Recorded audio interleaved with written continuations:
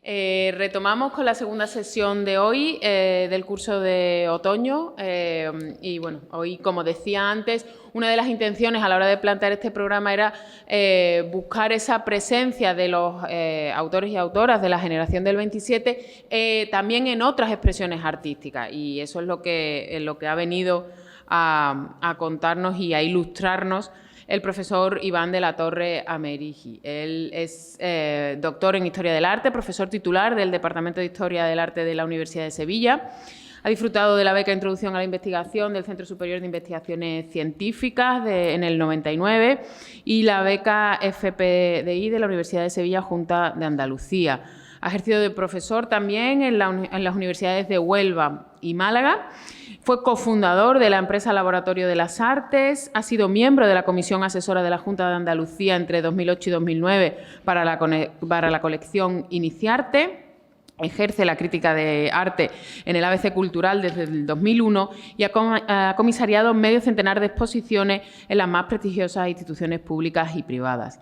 Ha publicado numerosos artículos científicos en revistas de referencia académica, capítulos monográficos y libros como Crítica del Arte y Comisariado en Exposiciones, publicado en 2020, Aproximación a la Crítica del Arte, de 2012, o Arte Contemporáneo e Iconografías Mitológicas en España, entre 1975 y 2000. Sus líneas de investigación giran en torno al arte contemporáneo en España y Andalucía, a la interpretación entre prácticas artísticas e iconográficas mitológicas, a las metodologías y problemáticas de la crítica del arte y las técnicas y procesos expositivos y curatoriales. Iván, muchísimas gracias por haber aceptado la invitación cuando te lo propuse. Y bueno, como sé que traes una conferencia y una presentación que nos vas a tener muy atentos durante muchas imágenes, no te quito ni un solo minuto más y te paso la palabra. Gracias. Bueno, gracias a ti, Rocío, por la invitación, que para mí ha supuesto un auténtico reto. Yo a la poesía, muchos de los que estamos aquí, me he enfrentado desde el punto de vista de aficionado, ¿no? Y yo tenía en mi casa, pues, desde romanceros gitanos, cosas de Celaya, Plaza Otero, etcétera, etcétera, pero porque siempre me gustó. Incluso hice mis pinitos, como todo el mundo en su adolescencia, intentando ser poeta. Pero ha sido un reto porque ver qué sucedía en las artes plásticas en la década de los 20 y los 30, que no puede ser explicado sin lo que sucedió a partir del 98 en esas mismas artes plásticas, esa primera y segunda década del siglo XX, se equipara de alguna manera a algo parecido a lo que sucede en la literatura de esos mismos años en España. Yo he titulado de una manera genérica Artistas plásticos y la generación del 27, trasfondos y contextos andaluces y españoles.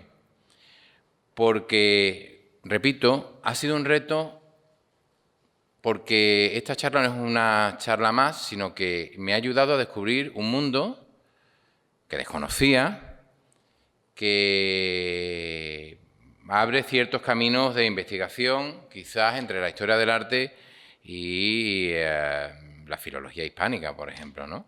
En un momento determinado, en un contexto determinado, ante el cual artistas con distintos cauces expresivos encuentran soluciones, algunas parecidas y otras absolutamente disímiles, ¿no? Miren, hay una serie de confluencias e interferencias en la renovación plástica de la pintura, sobre todo, es lo que vamos a hablar. He tenido que ceñir demasiado el tema, pero hay un estado de la cuestión en esa plástica de entre siglos y sobre todo en el primer tercio del siglo XX. Primero, hay una pervivencia de los academicismos y de los historicismos, algo que también he visto que se produce en el campo literario. Hay intentos de renovación a finales del XIX, hablo de la plástica, y principios del XX con el realismo social. Podía haber traído muchos ejemplos, le comentaba antes a Rocío, que soy un poco verborreico con estas cuestiones y también en las clases. He pasado de 120 imágenes a 90 y la he terminado reduciendo a unas 70, pero no he podido reducir más porque todo me parece interesante, todo me parece digno de que ustedes lo vean. Hay unas confluencias también en el mundo de la plástica entre simbolismo, modernismo y costumbrismo que se amalgaman además. Y tenemos que tener en cuenta también una realidad, o dos realidades, mejor dicho, que van a suceder entre la década de los 10 y la de los 20. Y va a ser, primero, la Escuela de París. La Escuela de París son una serie de pintores y escultores, artistas en general, españoles, que van a París, se asientan allí, se quedan allí, aprenden de las vanguardias y muchos realizan toda su vida allí, pasan la Guerra Civil, pasan la Segunda Guerra Mundial y fallecen muchos allí. Cuando hablo de París, lo digo como centro geográfico, no todos viven en la misma capital. Algunos vuelven y traen esos ecos atemperados de la vanguardia. Uno de ellos es Vázquez Díaz. Él está allí, conoce a Picasso, conoce el cubismo y lo que se trae es una versión plausible, aceptable del cubismo que pronto se transforma aquí, sobre todo a partir de la Guerra Civil, la década de los 50, en una suerte de cubismo academizado, llamémoslo así, ¿vale? Y en segundo lugar, se produce algo muy interesante, que en los años 20, en la década de los 20, se produce un retorno al orden. Ese retorno al orden se conjuga, viajes de Picasso a Italia, etcétera, mirada hacia el pasado del Renacimiento, hacia el siglo de oro español también, pero con algo que sucede en Alemania y es un libro que en 1925 posteriormente se edita aquí en España, que escrito por Franz Roh, que descubre la nueva objetividad, die neue Sachlichkeit, perdonen mi alemán. Esa nueva objetividad va a influir mucho en algunos artistas que ahora vamos a ver. Eso se une a magicismos y surrealismos. Cuando hablo, y ahora lo comentaremos, de las vanguardias, lo hago entrecomillado, siempre dentro del contexto español, ¿eh? Y luego podemos ver algo de los exilios interiores, o esa sublimación de la modernidad que se va a producir después de la Guerra Civil. El contexto cambia, los artistas adaptan la temática y ligeramente el lenguaje, evidentemente, a los gustos de la época. Hay quienes se exilian, está un exilio exterior y un exilio interior. ¿Cuál de los dos es más duro? No lo sé, un exilio siempre es duro. Y triste.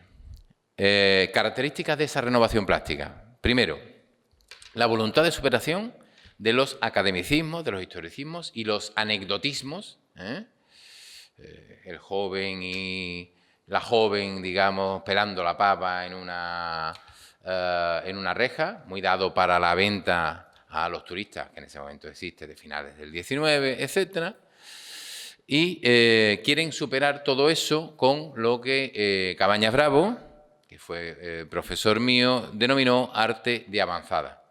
No de vanguardia, porque la vanguardia plena no se da en el suelo español, ¿vale? Se da un arte avanzado, muy avanzado, pero que adapta a las vanguardias a cierto contexto y ciertos intereses particulares.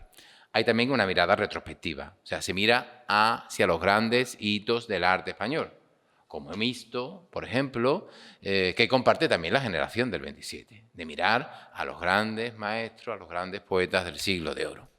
Y ese diálogo entre tradición y modernidad va a ser muy fructífero.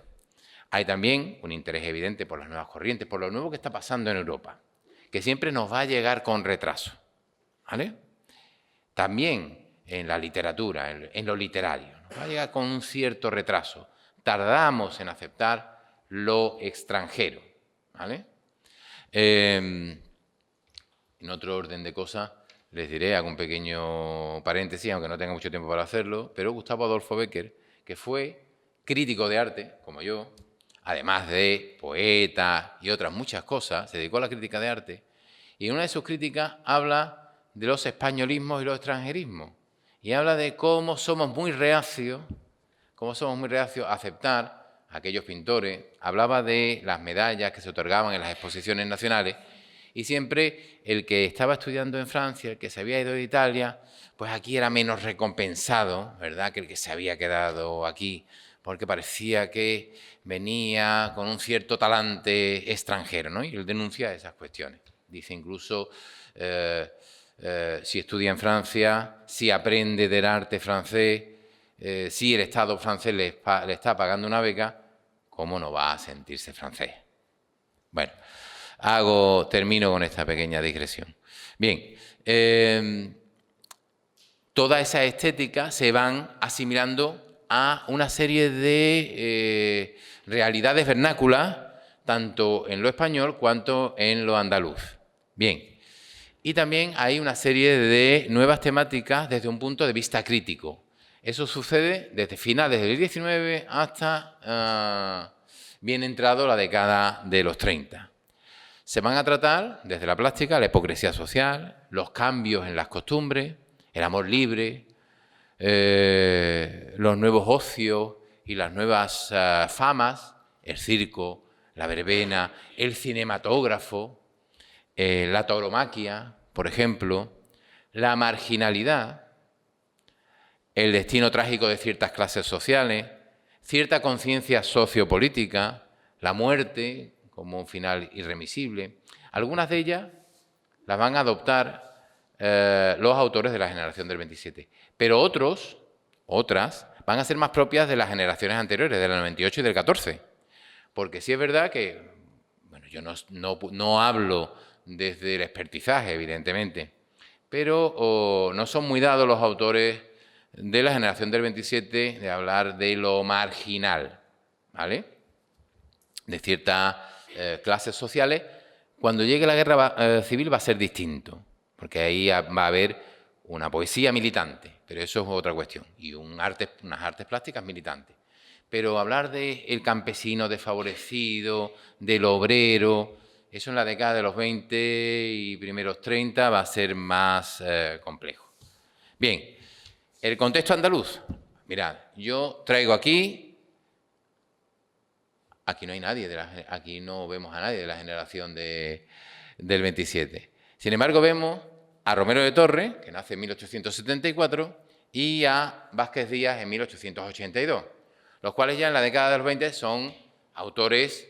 Bueno, Romero de Torres va a morir de una infección hepática en 1930, pero básicamente son autores que ya en la década de los 30 pues tienen 50 años, son artistas de plena madurez. Y a Antonio Machado y a Juan Ramón Jiménez, no porque, de nuevo, lo considere yo, sino porque Rafael Alberti, en una conferencia que da en Berlín en 1930, el 30 de noviembre, perdonen que me ahorre el nombre de la universidad, esa conferencia que titula La poesía popular en la lírica española contemporánea, dice: no me puedo detener a analizar ni tan siquiera a informar sobre la obra compleja y extensa de estos poetas. Se refiere a Antonio Machado y Juan Ramón Jiménez. Baste decir que ellos han sido el punto de partida de casi todos los siguientes. Entiéndase bien, punto de partida que no implica sumisión de escuela o de programa, efectivamente.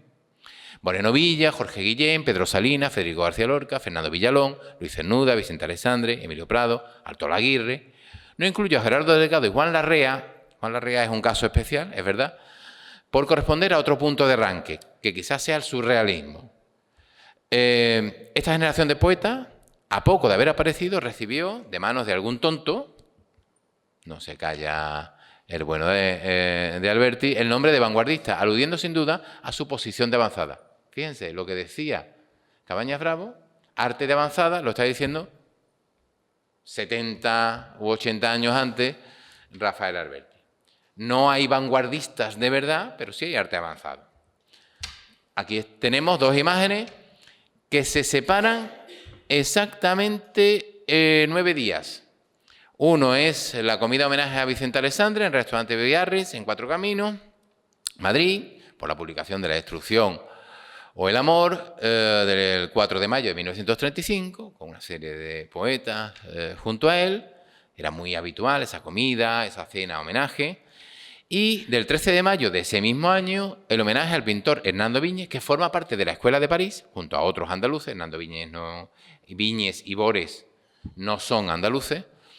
Y vemos ahí a Buñuel, García Lorca, a Alberti, a su pareja María Teresa León, a María Aguenar, a Condoy, a Alberto Sánchez, el gran Alberto Sánchez, escultor de esa magnífica obra que es El pueblo español tiene un camino que conduce a una estrella, cuya revolución está a las afueras de Reina Sofía. Bueno, vemos ahí una relación, Domingo Pruna, el inevitable Pepín Bello, es magnífico, me encanta la figura de Pepín Bello, un personaje que hoy en día sería, no sé, un tipo genial y animador de cruceros, porque siempre estaba en toda la salsa. Bueno, y de Manuel Abril, de 2 años y medio, 3 años después, en un catálogo, un prólogo para una exposición de artistas ibéricos en la Galería Fletchheim, precisamente donde se desarrolla esa nueva objetividad alemana, dice, en la exposición de artistas ibéricos existen 3 corrientes distintas.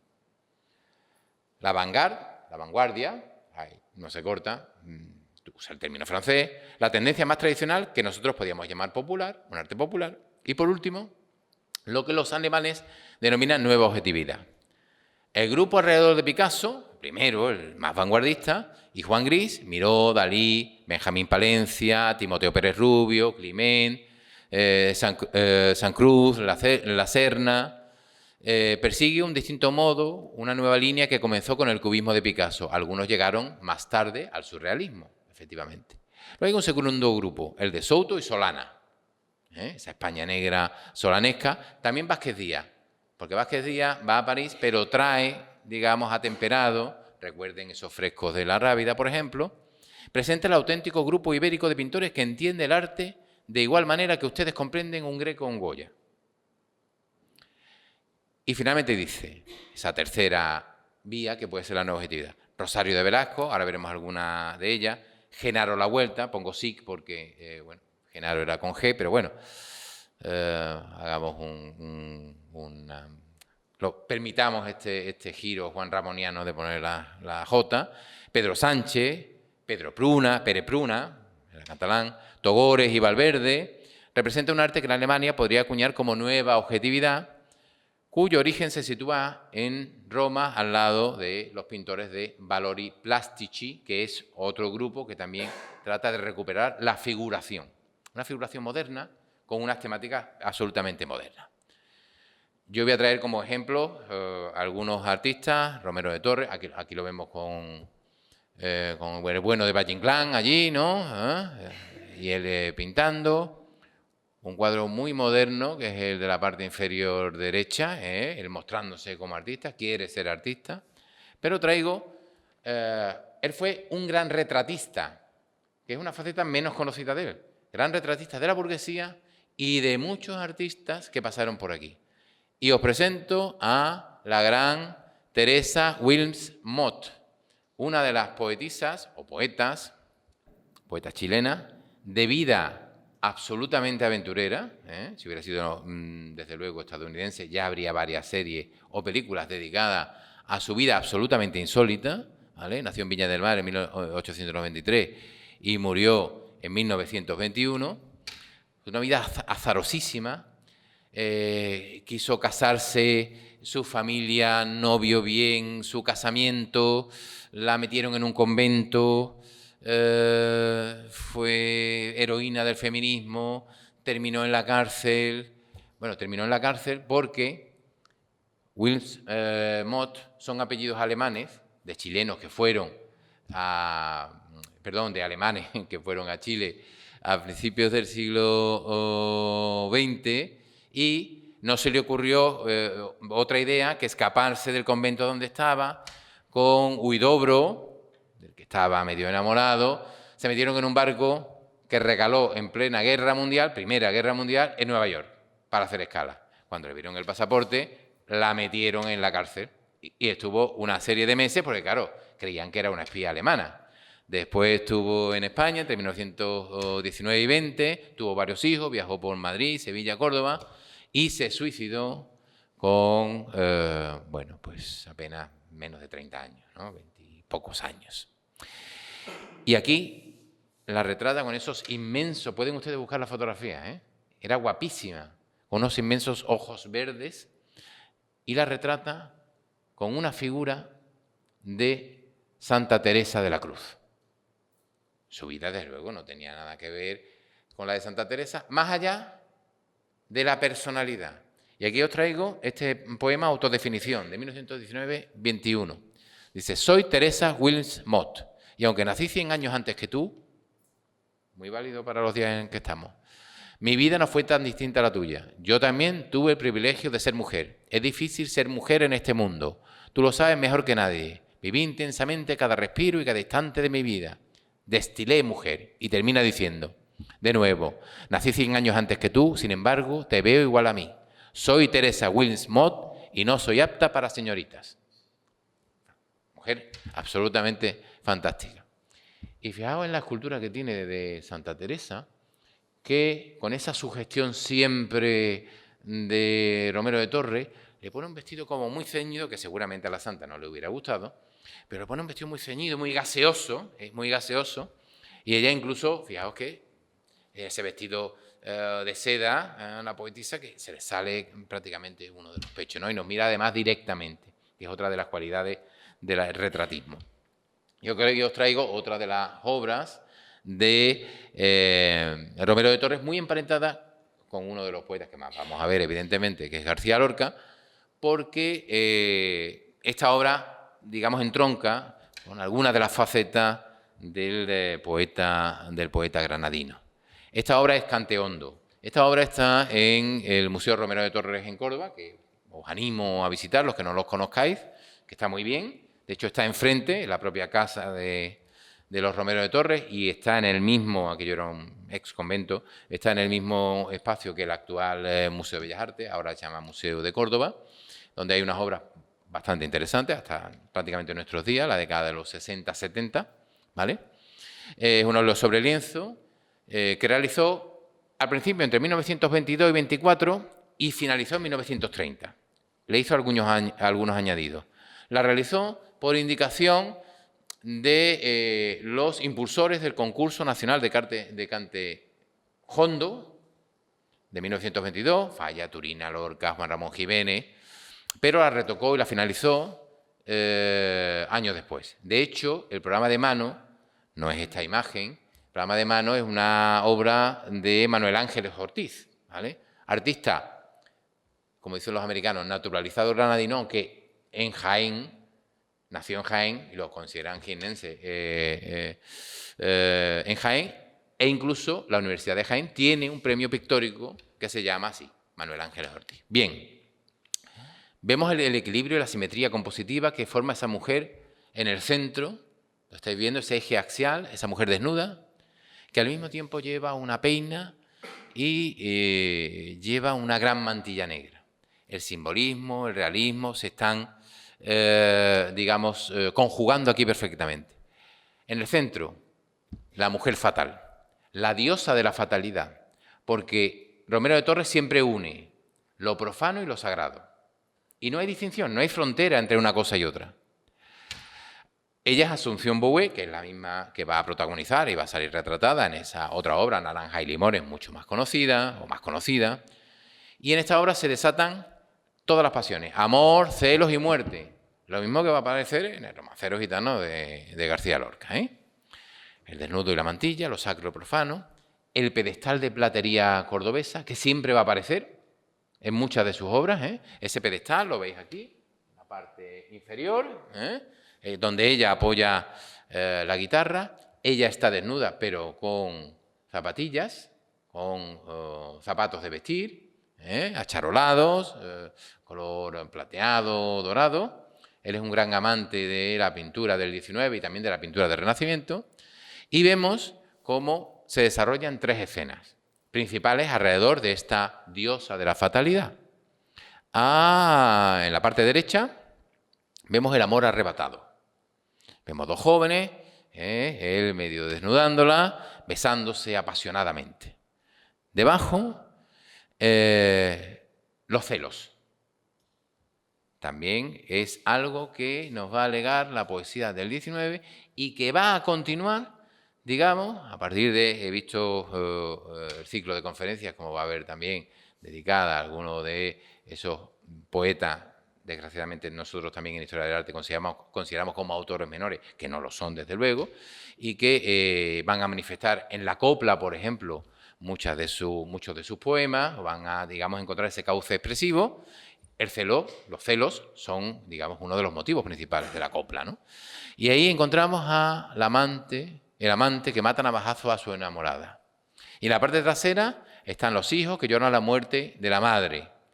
Hay tres elementos, ahora vamos a volver a esos temas, porque son tres estampas, tres momentos sucesivos que se unen temporalmente, que se unen en un mismo espacio físico, ¿vale? El amor, los celos, la muerte, que pueden ser, digamos, casi la historia de una vida en 30 años, pero que están ocupando un mismo espacio escenográfico, ¿vale? Hay varios elementos que aparecen siempre en casi todas las grandes obras de Romero de Torres. Una es un alféizar, una especie de balaustrada, murete, que separa el interior y el exterior. Eso vamos a ver cómo en la poesía del 27 también pasa y en algunos autores que están en la Escuela de París, mucho más modernos, podemos considerar que el propio Romero de Torres. Siempre se enmarca en una arquitectura, ¿vale?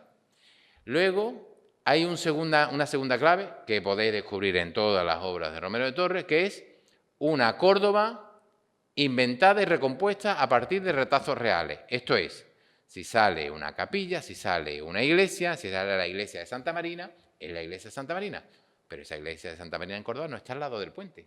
Pero él se inventa esa Córdoba imaginada y sitúa una iglesia fernandina al lado del puente romano y con el caserío, etcétera, etcétera. Y por último, las microhistorias. Si observan, no tengo el puntero, pero si observan ustedes en esos huecos verán como hay una pareja recostada y otras tres muchachas hablando.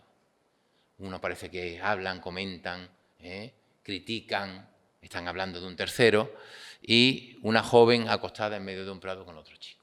Esas microhistorias a veces están relacionadas con la propia historia principal y otras veces no, ¿vale? Eso es típico de Romero de Torres. Volvamos a las escenas que estamos viendo, en primer plano. Bueno, los dos jóvenes son los hijos de esa mujer, ¿vale? Que lloran su muerte. Ese es el último estadio. De hecho, son retratos de los dos hijos de Romero de Torres, por cierto, que tuvo tres. Estos son dos de ellos. Un chico y una chica. Uno lo sitúa más allá del parapeto, una la sitúa a este lado. El amor apasionado da lugar a los celos, pero observad una cosa. Esos celos, y va a pasar lo mismo en la poesía de lorquiana, Lo primero que vemos es la cara desencajada de ella, abruptamente muerta. No hay una escena absolutamente trágica, con los ojos aún abiertos. Él se arrepiente. Todos los asesinos, qué casualidad, se arrepienten justo después de matar a alguien. Es triste, podían arrepentirse antes o matarse a sí mismos, pero eso no suele suceder. Y vemos cómo le cuelgan una cruz, ¿vale? Esa cruz tiene algo que ver con esa media que vemos medio bajada en su pierna izquierda. Parece que tiene un poco subido el vestido y esa media medio bajada. La ha intentado violar, ella no se ha dejado. No sabemos qué sucede exactamente. Deja muchos caminos abiertos, Romero de Torres. Y finalmente, ella, cayendo el pelo, que es un símbolo en pintura de la cascada, el agua que fluye, la vida que se va, la muerte, está en un féretro blanco. Los féretros blancos no se dejan para las personas adultas, son solo para los niños, para los inocentes. Quiere remarcar la inocencia y virginilidad de esa mujer. Pues no lo sabemos, estamos ahí. Y detrás, aullando, en un gesto aullante, el perro de Romero de Torres, que se llamaba Pacheco. No por el artista y maestro de Velázquez, sino por un bandolero, digamos, de la serranía cordobesa. Ese galgo negro parece aullar y parece presentir la muerte. Es verdad que Romero de Torres ya en ese último año, en 1930, muere, si no recuerdo mal, en marzo, abril, mayo, primeros meses, la primera mitad de 1930. Él vuelve a Córdoba, digamos, para tratarse, para morir también, y ya está enfermo. Las enfermedades hepáticas son enfermedades del hígado. ¿Tiene esto que ver con la vida de Romero? Un poco, digamos, distraída y también viviéndolo a tope, que diríamos hoy en día. Pues probablemente tenga que ver. Vázquez Díaz, ese otro gran factotum de este momento. A Vázquez Díaz no lo vamos a ver por las obras. Bueno, ahí estamos viendo detrás. ¿Reconocen ustedes la figura que tenemos detrás? Ese retrato, gran retratista, por cierto. ¿Quién es? Pío Baroja, efectivamente. Es un gran dibujante, pero muy gran dibujante. Lo conocemos por sus grandes obras, los frescos de la Rábida, otra serie de cuestiones, pero realizó cientos y cientos de dibujos, carboncillo, sanguina, lápiz, que conforman una verdadera iconografía de la cultura de la década de los 10, de los 20, de esa cultura, pintores, literatos, escultores, absolutamente increíble. Y gran parte de ellas, algunas están en el Reina Sofía, pero gran parte de ellas están en la colección Mafre. Tiene la mayor parte de los dibujos de Vázquez Díaz. Vemos a Ortega y Gasset a la izquierda, la parte superior, y a Rodin, que lo pudo conocer en París, ya muy mayor, pero lo pudo conocer, a la derecha. Y fijaos cómo tanto el dibujo de Ortega y Gasset y Rodin es un dibujo apenas perfilado, lo que llamaremos con el esfumato, ¿no? Prácticamente. Mientras que los que vemos abajo, Ramón Gómez de la Serna y Gregorio Marañón, dos personajes también, muy importantes a nivel cultural, también en lo literario, ya hay una aprehensión de ciertos lenguajes cubistas, muy a la española, muy vernáculo, pero muy diferente a los dos primeros que hemos visto. Han pasado, digamos, prácticamente una década y ha habido un cambio. Sin duda, lo que a nosotros nos compete es el gran retrato que le hace a Carboncillo de Juan Ramón Jiménez, de 1916. Un retrato desaparecido en 1939.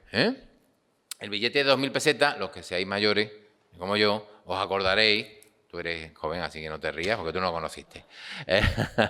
Se basaba ese billete de 2.000 pesetas en ese retrato, precisamente, que le hizo Vázquez Díaz a Juan Ramón Jiménez.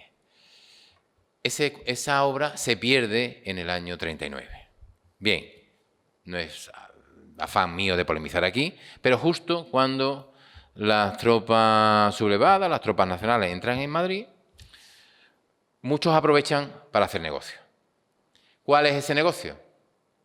Yo a algún amigo mío también le he dicho, oye, algún amigo, si te pasa algo, algún día le doy una patada a la puerta de tu estudio, me llevo todos los cuadros y yo te los administro, como albacea. No, es broma, pero es verdad que en ese momento muchos artistas que están en el exilio, no están en Madrid, pues algunos que conocen lo que se guardan, sobre todo obras literarias, grandes bibliotecas, son absolutamente esquilmadas. Y dice en un libro que se publica en 1985, mucho después de la muerte, la muerte de Juan Ramón, que reúne muchos escritos entre el año 36 y mediados de los 50, ¿vale? Dice, esto lo digo yo, Félix Ros, Carlos Martínez Barbeito y Carles Sentís, porque, sin citarlo, Juan Ramón solo pone las iniciales de su nombre y sus apellidos. Engañaron a mi pobre y honradísima criada Luisa. Le dijeron que iban a recoger mis cosas para guardarlas mejor, y ella cayó en la trampa. Fueron varias veces. Se llevaron todos mis paquetes de manuscritos, cartas y además, por si hubiera alguna duda, la máquina de escribir, el gramófono y los discos. Pero esto no solo pasó. Es decir, hay grandes, entraron en editoriales y escritores, no estamos hablando, aquí no hablamos de un militar mal encarado, escritores que luego saben lo que se guarda allí y se llevan bibliotecas enteras de la Gaceta Literaria, de muchísimas editoriales, que luego van mal vendiendo a lo largo del tiempo, ¿eh? Algunas han sido compradas hasta incluso recientemente. Y de Gerardo Diego, ya de posguerra, de 1940, este magnífico grafito, lápiz graso y difumino, que está en la Fundación Mafre en Madrid, del mismo año en que Gerardo Diego publica Ángeles de Compostela. Ya una etapa mucho más espiritual, entra en otra fase ya de posguerra, más retraída, Gerardo Diego, y parece que esos ojos claros, esa mirada triste, serena, ensimismada, la capta a la perfección. Como digo, grandísimo retratista. Otro capítulo, nuevas temáticas plásticas y poéticas, me pregunto. Hay nuevos temas que los pintores y los escultores tratan y coinciden con los que tratan los poetas y otros no. Quizás lo habían tratado generaciones anteriores, pero otros no. Por ejemplo, modos de mirar hacia el mundo, los interiores y los exteriores. Os traigo aquí un poema de Gerardo Diego, que no voy a leer, que se llama Ventana. Y de Manuel Ángeles Ortiz, Balcón abierto con plato y pescado. ¿Cómo se asimila? Este es un cuadro perfecto. ¿Cómo se asimila? ¿Cómo asimila el cubismo picasiano a través de la óptica de Juan Gris? Digamos, un género pues habitual. Aquí hay 3 géneros prácticamente en uno. Es una hibridación de géneros. Es un interior, es un bodegón y es un paisaje. Solo abriendo una ventana. Y vemos esa especie de pescados abiertos que parecen folios en realidad. Las patas de la mesa se superponen cromáticamente, también formalmente. Los campos cromáticos no coinciden, color y forma no coinciden. Ni siquiera coinciden las formas. Ven ustedes cómo ese rayo de luz que entra parte la contraventana en 2 y ya no coinciden las formas. Y luego nos deja siempre esos paisajes, nos dejan la eterna duda. ¿Ante qué estamos? ¿Eso qué es? ¿Un paisaje de una montaña? ¿Eso es una playa y un mar? ¿A dónde estoy abriendo esa ventana? El interior del artista, y además tiene mucho que ver con eso, con este de Manual de Espuma de 1924 de Gerardo Diego, ¿no? El violín descorre la cortina, pende de un clavo a la ventana, pende de un clavo a la ventana. ¿Qué pende de un clavo? Un cuadro. Pero claro, los cuadros son realmente una ventana a una realidad distinta. Por eso se crea esa dimensión, esa ficción de la tercera dimensión dentro de un cuadro. Un cuadro también es una ventana hacia otra cosa, ¿no? Aún está clausurado el paisaje, nos dice Gerardo Diego. Y vamos a ver a otros 2 autores, podríamos haber puesto algo de Picasso también, o del propio Juan Gris, pero de otros autores andaluces, de Joaquín Peinado, que les recomiendo que visiten ustedes, el museo que tienen en Ronda, auspiciado por Unicaja, ¿vale? Muy interesante. Un bodegón de 1925, de nuevo igual. ¿Qué nos muestra esa ventana? Una gran bahía abierta donde se ve allí, como si estuviéramos en Almería y se ve allí el final del Cabo de Gata. ¿Qué tipo de es la niebla que nos impide ver aquello que vemos? Tenemos elementos como el frutero, esas uvas absolutamente convertidas en elementos geométricos, porque han pasado por el tamiz de Cézanne, por el tamiz del cubismo. Esa ventana abierta, esa mesa que parece caerse hacia nosotros, precisamente para mostrarnos, o sea, no responde, digamos, objetivamente a cómo veríamos una mesa, o de Ismael de la Serna, Ismael González de la Serna, granadino, nació en Guadix y murió en París, un bodegón donde aparecen todos esos elementos tan típicos de los bodegones cubistas, la partitura, el violín, los instrumentos, la copa, la jarra, etcétera, etcétera. Son elementos muy arquetípicos de González de Stonewatch, que está en el Reina Sofía. Modos de mirar la sociedad, del amar, del festejar, de la mujer liberada y de los otros culturales. A ver qué he querido decir yo con esto. aquí tenemos dos obras fantásticas de principios de los 30. A la izquierda, de Alfonso Ponce de León, El descanso, El sueño. Una obra de 1930-31, está en Reina Sofía, se realizó para el vestíbulo del Teatro Cine Fígaro en Madrid, del arquitecto racionalista Felipe López Delgado. A la derecha ven ustedes de la gran, esa obra que se titula Adán y Eva. A veces, en catálogos de época, aparece como un hombre y una mujer en el campo, ¿vale? Siempre digo que las obras tienen todas, por lo menos las más famosas, 3 títulos. Uno, el que le pone el artista, que a veces es un sin título, ¿vale? 2, el que le ponen las instituciones oficiales cuando esa obra entra en las colecciones de un museo o entra a formar parte de un concurso, una exposición, etc. Y la tercera es la que le da el pueblo, la que le dan los visitantes, los espectadores, que en muchos casos triunfa sobre las otras dos, ¿vale? Bien, esta obra, y entiéndanme bien lo que le digo, obtuvo para ser una mujer en 1931 y en el 1932, en la Exposición Nacional de Bellas Artes de 1932, medalla de plata. Eso es un logro absolutamente increíble. Estas dos obras es lo que denominamos, se entroncan perfectamente con la nueva objetividad alemana. Esto es la forma de representar, de resignificar la figuración, de traerla a la modernidad. Fijaos cómo la mirada, hablando de Rosario de Velasco, la mirada es un punto de vista alto, casi muy cinematográfico. Las personas que están descansando tranquilamente.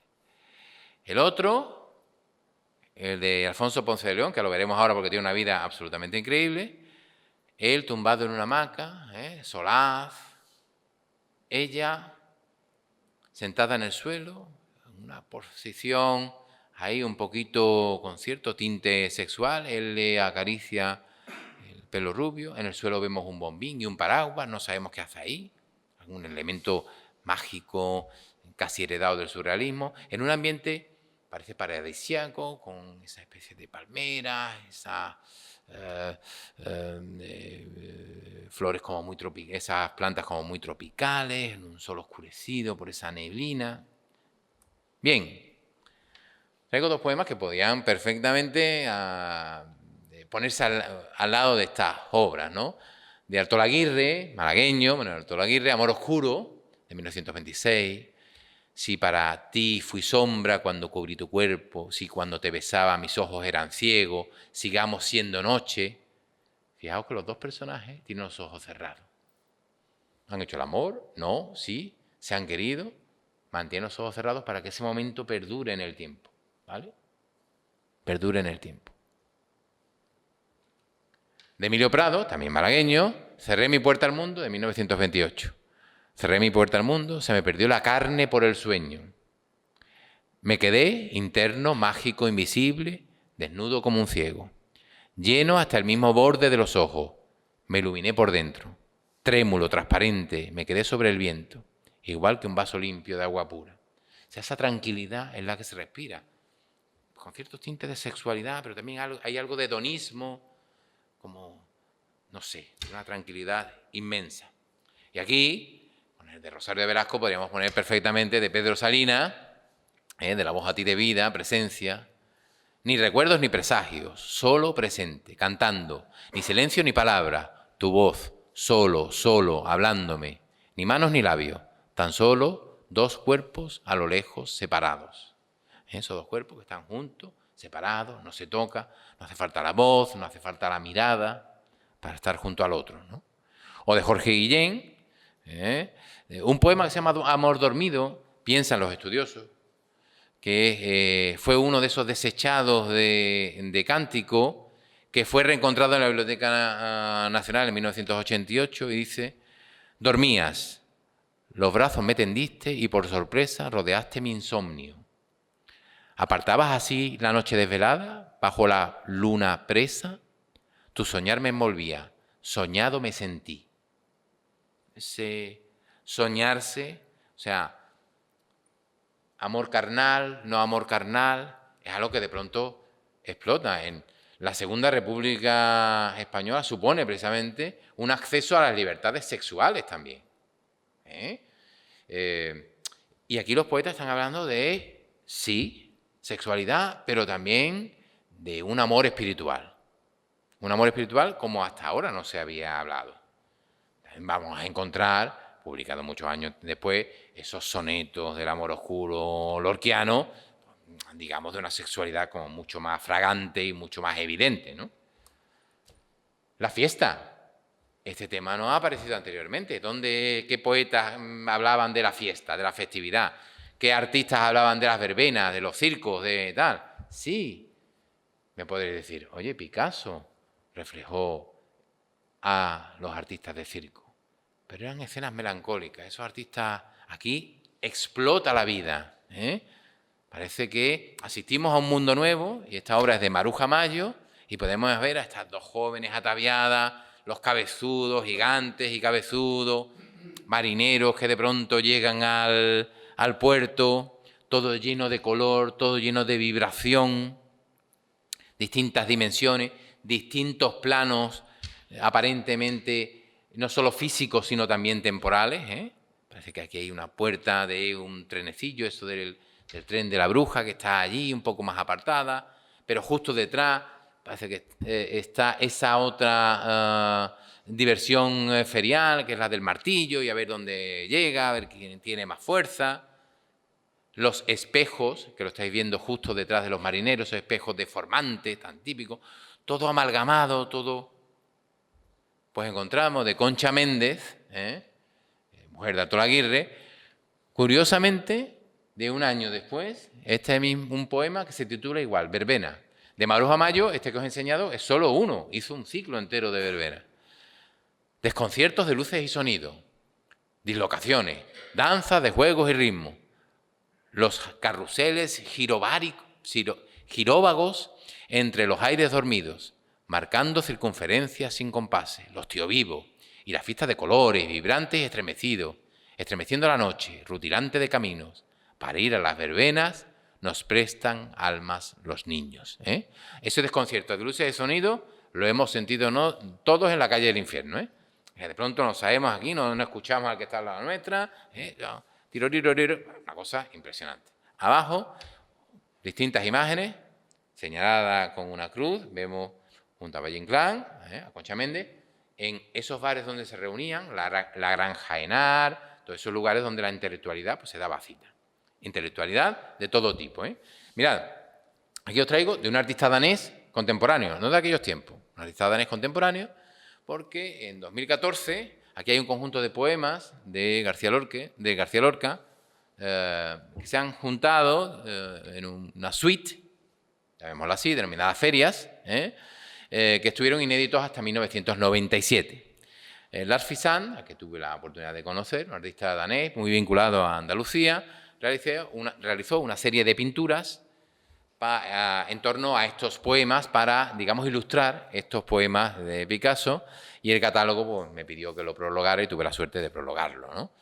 Poema de la feria, bajo el sol de la tuba pasa la feria suspirando a los viejos Pegasos cautivos, la feria es una rueda de luces sobre la noche, los círculos concéntricos del tío vivo llegan. O sea, nos está hablando ahí de todos esos elementos propios de la feria, del carrusel, de las montañas rusas. Verbena. El que va a la verbena entra en la casa de las luciérnagas. Chin, tatachín, tatachín. A pesar de que no hay más verbena que la de Cartagena. Chin, tata, chin, tata, chin. Qué locura de amor y de pena. Y este corazón mío, cómo se deleita descubierto esperando la flecha. Chin, tata, chin, tata, chin. Bueno, poema que ustedes evaluarán, mejores, peores, pero que retratan todo ese jolgorio, ¿no? Y la mujer liberada. De pronto no aparece la señora, la dama burguesa, posando, sino aparece de José Moreno Villa, también poeta, malagueño, interesantísimo. La lectora, una obra del año 22, donde asume ese cubismo que ha traído Vázquez Díaz, ¿vale? Él también va y viene a París, y la lectora, una mujer leyendo por el placer de leer, ¿vale? No es una monja que está leyendo un breviario, ni una Biblia, ni es alguien que está leyendo y fijaos, parece que tiene como una especie de taza, puede ser un tintero, o puede ser escritora también, o del gran Horacio Ferrer, que tiene una de las obras más interesantes, La pequeña anarquista. Esta obra siempre me ha llamado muchísimo la atención. El paisaje parece Nueva York, pero es un paisaje inventado, ¿vale? La pequeña anarquista. ¿Quién era esa pequeña anarquista? Con un libro rojo en sus manos, joven, con el pelo a lo garzón, moderna, y nos mira fijamente, mirándonos con ese libro rojo. Y de Lucía Sánchez Saornil, que escribía con el seudónimo de Luciano de Sansaor, usando las primeras partes de su apellido, el himno a las mujeres libres, que escribe en 1937. Puño en alto, mujeres del mundo, hacia horizontes preñados de luz, por rutas ardientes, los pies en la tierra, la frente en lo azul. Parece que está hablando de este cuadro total y absolutamente. Queremos escribir de nuevo la palabra mujer con mayúsculas, ¿vale? O dos obras también interesantísimas, de la ya conocida Rosario de Velasco y de Maruja Mayo, que también he visto obras de ella. Una, Ciclista, de 1927 también. Está en paradero desconocido. Así que si rebuscáis en el desván de alguna abuela o bisabuela y lo encontráis, pues tendréis un sustento para vosotros y varios de vuestras generaciones. Una obra en paradero desconocida. No es una mujer que va al trabajo. No es una obrera. Es una mujer morena en traje de baño que por puro placer está montando en bicicleta. Eso es la liberación. Hacer lo que a uno le plazca. Allí vemos a alguien que está con un, como antiguamente en las playas, con un albornoz que pues parece desperezando, unos barcos al fondo, etc. De 1938, una década después, el retrato de Lilia Álvarez. Es verdad que Rosario de Velasco y Lilia Álvarez y otras muchas se quedaron en España y algunas adoptaron un credo falangista que después ese credo falangista fue traicionado también por el franquismo y muchas pues tuvieron un exilio interior dentro de la propia dictadura, aunque en principio hubieran apoyado, el golpe contra la democracia, pero luego se desencantaron. Y aquí tenemos un retrato de Lilia Álvarez, que por si ustedes no lo saben, estuvo en los Juegos Olímpicos de 1924, de las primeras tenistas o la primera tenista española, pero es que fue patinadora, piloto de automóviles, alpinista. Y aquí la retrata como alpinista Rosario de Velasco, una mujer de su tiempo.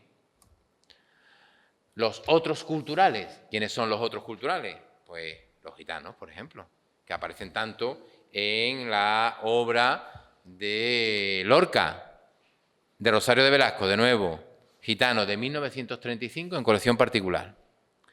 Ese mismo año, esta obra fue seleccionada para una exposición colectiva en el Carnegie Museum de Arte de Pittsburgh, compartiendo espacio expositivo con obras de Carlo Carrà, gran futurista italiano, Otto Dix, gran artista alemán, Edward Hopper o Georgia O'Keeffe, Picasso o Dalí, para que vean la importancia de esta artista.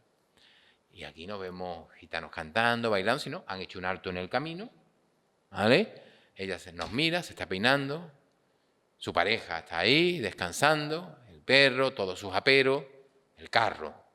Y de Alfonso Ponce de León, de Andalucía, obra presentada al segundo y último Salón de los Artistas Independientes, SAI, que Juan Manuel Bonet ha definido un cruce feliz entre el libro de Franz Roh, que os digo, de la nueva objetividad, y el romancero gitano de Lorca.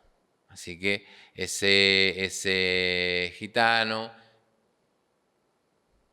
un mundo que va muriendo y un mundo que nace. El mundo que va muriendo es de ese gitano con el burro, la guitarra, en el pozo, y detrás vemos nuevas construcciones, el automóvil, la carretera, la modernidad que se va apropiando de los lugares fronterizos. Algo que hemos visto muy poco en la generación del 27, y sí en anteriores, y sí en posteriores, y es la defensa del obrero, del campesino, En la poesía militante de la guerra, sí. Como, por ejemplo, de Miguel Hernández, que ahí Miguel Hernández nos dirán los expertos si se encuentra o no, hay quien lo mete, quien no. Es el más joven de esa generación del 27, desgraciadamente fallece muy joven en la cárcel en Alicante, en el año 42, donde pudiera haber llegado, pues no lo sabemos, probablemente esa generación de posguerra. Y de Horacio Ferrer tenemos Madre Tierra, cómo ese labrador, ese campesino, muestra ese campesino, esa tierra árida, arada, a lo lejísimo, ahí las pedañas de una iglesia, la mujer amamantando al niño, ha ido a llevarle la comida, al marido, con el perro, el agua, esas familias pobres que sin embargo a las que dota, esas familias labriegas, a las que dota de la dignidad.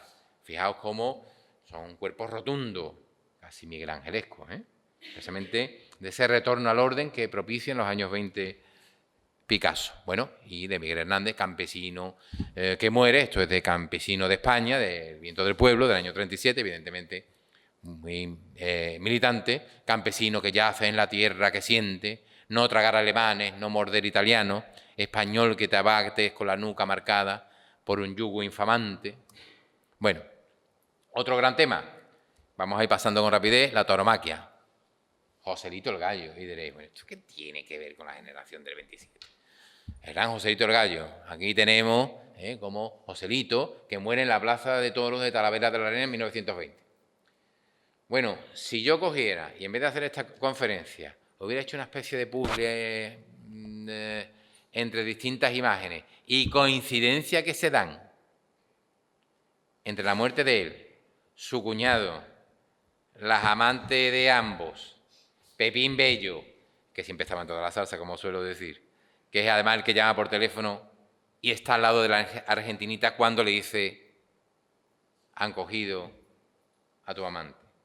O sea, todo eso, la argentinita, para quien adaptó letras populares en García Lorca,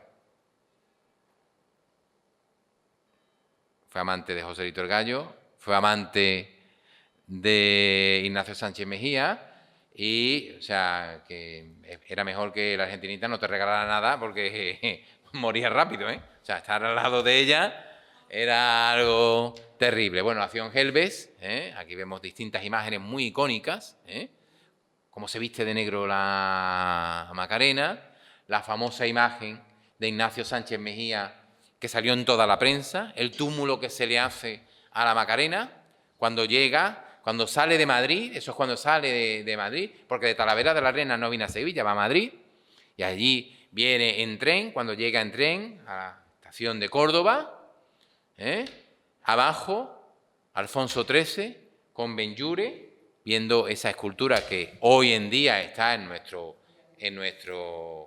cementerio, bronce y mármol, el bronce, el mármol más frío, lo cadavérico, ese mausoleo. Se expuso aquí en el Palacio de Bellas Artes, hoy en el Museo Arqueológico, en 1925, se realiza entre el 21 y el 24. Fue encargado por Ignacio Sánchez Mejía, que iba a morir en Manzanares en el año 34, y el famoso llanto por la muerte de Ignacio Sánchez Mejía lo iba a componer García Lorca. Pues hay toda una inspiración de muchísimo, no vamos a entrar, de dónde vienen las formas, pero hay una serie de elementos interesantísimos. Si se fijan, abren ese ceremonial tres mujeres, que son las tres edades del hombre, ¿vale? Es la gitana María, que es la esposa de Curro, el de la Jeroma, que porta la imagen de la Macarena de luto, es la mujer madura, detrás está la adolescente y a su lado la niña, las tres edades del hombre, pero representadas en este caso por la mujer. La cabeza de Joselito el Gallo, realizada en mármol, para diferenciarla del resto broncíneo del monumento, y vemos a dos personajes muy curiosos en la imagen inferior de la derecha, que es Eduardo Miura, que había fallecido en 1917, antes que Joselito el Gallo, pero aquí Benlliure se permite ponerlo llevando el féretro, que ese hombre con las patillas así grandes, porque es verdad que Joselito había triunfado, digamos, con esa ganadería, Y detrás, con la cabeza hacia arriba, en un gesto de gran expresividad, Ignacio Sánchez Mejía. Bueno, y aquí tenemos, curiosamente, pues dos imágenes, bueno, que tienen pocos meses. Es verdad que la imagen que traigo del Teatro Cervantes es de los años 50, porque no he encontrado ninguna imagen fotográfica, que esté en internet, evidentemente, del Teatro Cervantes de los años 20 y 30, ¿vale? O sea, de los años 50. Ahí se celebró el 7º aniversario de la muerte de Joselito, que fue organizada por José María de Cosío, que estaba preparando precisamente el centenario de Góngora, que se iba a celebrar pues, en diciembre de ese año 27, presidida por el alcalde José Cruz Conde, cordobés y además el encargado y comisario regio de la exposición del 29, ¿vale? Que es quien se va a enfrentar a Aníbal González y va a terminar despidiendo a Aníbal González de las obras de la Plaza de España, ¿vale? Y en esa laudatio iban a participar Sánchez Maza, Adriano del Valle, etcétera, etcétera. Ignacio Sánchez Mejía, que impulsó ese homenaje a su cuñado, le iba a encargar unos versos también a Rafael Alberti. Y a la derecha la imagen del homenaje, pocos meses después, ese homenaje a Góngora en el Salón de Actos de la Sociedad Económica de Amigos del País, que aunque impulsó el Ateneo de Sevilla, pero como el Ateneo estaba organizando la cabalgata, estas cosas de la ciudad, no tenían espacio físico, y aunque a ustedes les pueda parecer una tontería, esa mesa la he conocido yo, porque esa mesa estaba en la Sociedad Económica de Amigos del País, que estaba en la calle que actualmente se llama, si no me equivoco mucho, Cristo de la Veracruz. Allí estaba la Sociedad Económica de Amigos del País. ¿Qué ha pasado con esa sociedad? No lo sé, pero tenían una sala de reuniones donde estaba esa mesa. Y abajo vemos a la argentinita y a Pepín, efectivamente, al inefable Pepín. Y a esa argentinita que, bueno, pues... Y aquí cuenta, en La Arboleda Perdida, que es un libro además que tengo yo, que es muy divertido porque, para bien o para mal, Alberti es muy cáustico en todo lo que dice, entonces, bueno, pues... Y además, como lo escribe mayor, y cuando nos hacemos mayores ya nos importa 3 bledos lo que digan los demás de nosotros, dice, poco antes de la fecha del centenario, me llamó a Sevilla. Se celebraba el 7º aniversario de la trágica muerte de Joselito. Del tren me trasladó a un cuarto del Hotel Magdalena, encerrándome con llave, mientras me advertía, no comerás ni beberás hasta que escriba un poema dedicado a José. La velada en su honor es esta misma noche, en el Teatro Cervantes. Unas horas más tarde, recuperada yo mi libertad, leyéndole a Ignacio, Joselito en su gloria, cuartetas muy sencillas que repetí en la fiesta, entre los olés y ovaciones de un frenético público compuesto de gitanos y gente de la torería de botas de la espada. De botas de la espada, perdón. Entonces, muy interesante. Pero bueno, son esas cuartetas de llora, girardilla mora, lágrimas en tu pañuelo. Mira, bueno, no, podría hasta imitar a la declamación albertiana, Niño de amaranto y oro, como llora tu cuadrilla. Y que pueda, Virgen, que pueda volver con sangre a Sevilla y al frente de mi cuadrilla lucirme por la Alameda. Bueno, ahí parece que lo encerró. Es verdad que Alberti y Lorca también fueron artistas plásticos. Y Alberti tiene, precisamente esta obra de la izquierda, es Joselito en su gloria, del año 49, que está en el Reina Sofía, una mixta, tiene cera, tiene tinta sobre papel, que a veces él llama, por eso de ser poeta, inventarse los términos, liricografías, porque como le mete palabras y versos, y pinta y mete versos, está Joselito en su gloria, lo vemos ahí arriba, y la serigrafía ya muy posterior, del año 70, que la había a la derecha, el capote. O sea que el tema de la tauromaquia siempre le interesó a Rafael Alberti. Y aquí tenemos, evidentemente, el llanto por la muerte de Ignacio Sánchez Mejía, de García Lorca, a las 5 de la tarde, eran las 5 en punto de la tarde, en fin.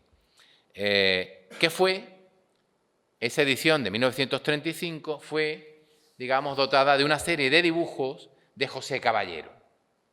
José Caballero fue un artista onubense muy interesante que militó en el surrealismo y por cuestiones, eso es lo que llaman los historiadores, fue un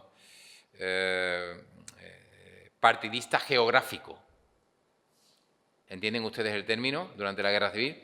Que si te cogían en Madrid y te cogían allí y te mandaban, pues claro, ibas a luchar allí y tal, y si te habían cogido como a él en Huelva, pues nada, al Ejército Nacional y para adelante que nos vamos. Entonces le cogió allí y tal. Pero su arte es auténticamente surrealista.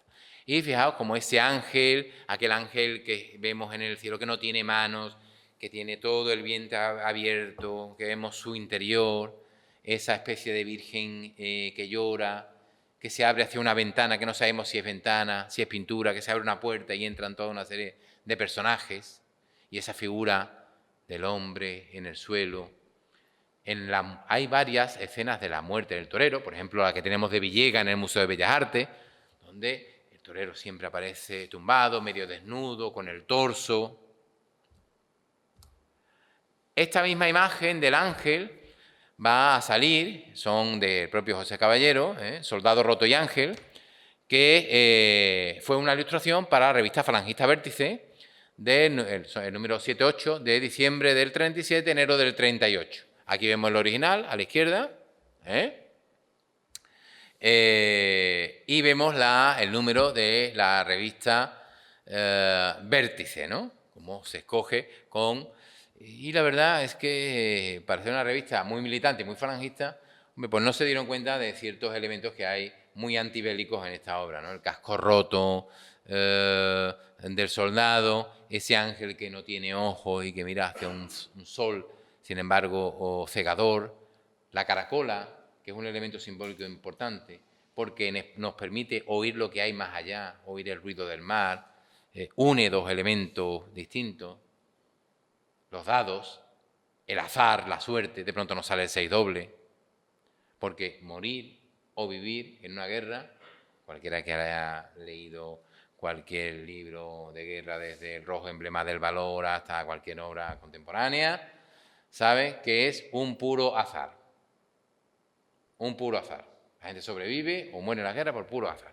Te puedes cubrir, puedes no de esto no sé qué, que de pronto se te cae algo y mueres. Puedes estar enfrente, te levantas, te disparan 500 disparos y no te da ninguno. Azar.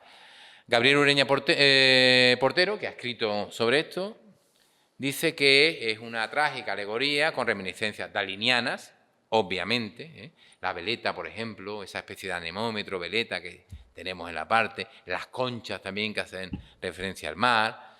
Destaca por su carencia de empaque heroico, la intencionalidad moralizante, el simbolismo, la calidad del dibujo y el carácter literario, evidentemente, que tiene esta obra. Y aquí tenemos a Zuloaga, que, como saben, no era andaluz, pero estuvo en Sevilla y en Andalucía en múltiples ocasiones, y tiene dos obras separadas, pues casi 25 años, una de 1903, otra del 24. Una es Gallito y su familia, la familia del torero gitano, y el niño que está, digamos, en el regazo de Rafael el Gallo es Joselito el Gallo, de niño, en 1903, con la madre, la matriarca de la familia de los Gallos, que es Gabriela Ortega. Gabriela Ortega, que es esa mujer que vemos en ese centro, ¿no? Con toda su familia, y ya joven, o sea, ya mayor Zuloaga y más joven Belmonte, está en la Fundación Zuloaga de 1924, ese retrato de Juan Belmonte. ¿Y por qué traigo estos dos? Porque, como dice Corrochano, esa lucha, esa pasión entre los aficionados, esa rivalidad entre Joselito el Gallo y Juan Belmonte, los dos terminarían mal, va a ser declarada por los grandes estudiosos del toreo como la edad de oro de la tauromaquia española. ¿Vale?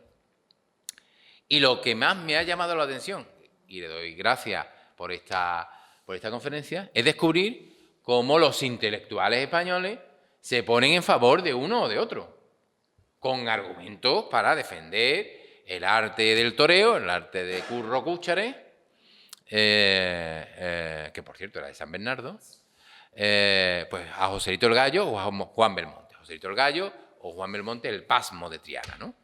Eran la némesis, lo apolíneo y lo dionisíaco. Belmonte era el torero de Valle Inclán y de los intelectuales. José era el torero del pueblo, el que se enfrentaba a la oligarquía de los ganaderos, de los intereses creados.